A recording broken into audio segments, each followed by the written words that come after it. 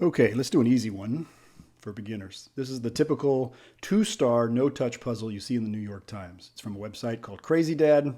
He's got probably thousands of these puzzles on there. This one that we're working is 1121. I'll put a link into it. And the point of these puzzles is that there has to be 2 stars in every column, 2 stars in every row horizontally, and 2 stars in each one of these shapes. And this is sort of like Sudoku. You don't guess. You should logically know when it's time to put a star down or to block out a cell where a star cannot be. So in this puzzle, remember, we know that there have to be 2 in each row and 2 in each shape. Well, this one in the bottom left, this shape, there have to be 2 stars in it. And that'll be all the 2 stars that can be in this column. So you can go ahead and block out the rest of that column. Now when you see a shape like this, 3 in a row with a turn, you know the middle one can't be a star because it touches every cell. Oh yeah, the stars can't touch. Even diagonally, they cannot touch. That's why it's called two-star no touch. So this one, you can't have 2 stars in these 2 spaces because they're touching obviously. So this one has to be a star. And then immediately be sure to block off all of the touching spaces. So you know none of the, now the shape above it right here, look what we just did. It has to have 2 stars inside this shape.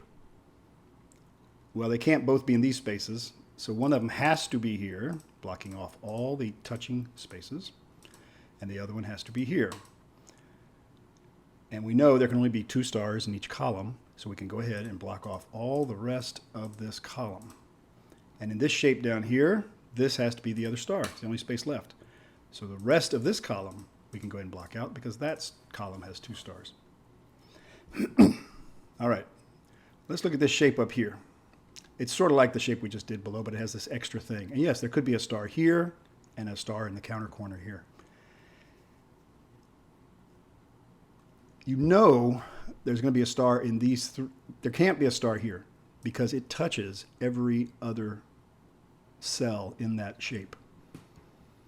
So now we know this space up here is going to have 1 star, and then the other star is going to be in one of these 2 shapes. And by the way, both of these shapes touch this cell, so you can go ahead and block it off, because no matter where the star is, you know it can't be there. Now here's something. If the star were in this cell, if I made that a star, that would block off all of these cells in the next shape, leaving only these 2 spaces. But there have to be 2 stars in this shape. And there can't be 2 stars if there's a star here because there's only these 2 spaces left. So we know this can't be a star. That means this has to be a star. And the other star is going to be one of these 2, and we don't know which yet. All right, don't forget to block off the spaces touching each star. That's a big mistake I make a lot, and it makes it harder to see the next move if you don't block them off. So in this shape, this very big shape, we have 1 space down here. No, you got to block that off too. That can't be a star because it's next to this star. All right, so that leaves 2 spaces. Clearly this has to be one of the stars, and then the other one's going to be in one of these 2 spaces. But remember to block off the spaces around it. Now, this long rectangle, we have now shrunk to only 3 spaces. And if there are only 3 spaces, the stars have to be in the opposite ends. And that gives us 2 new rows completed. So the bottom row has 2 stars already, so we can block off all the rest of the spaces in the bottom row. And this row, third from the bottom, also has 2 stars, so we can block off all the rest of those. All right, let's go back to this shape right here. We have now shrunk this shape to only 3 spaces. And because it has 3 spaces in a row, that's the only place 2 stars can be, so we know that has to be one. The stars go at the opposite ends because they can't touch. Block off everything around it, and that shows us in this shape the second star has to be here. Second star in that shape. That's also the second star in the row, which lets us block off all the rest of the row.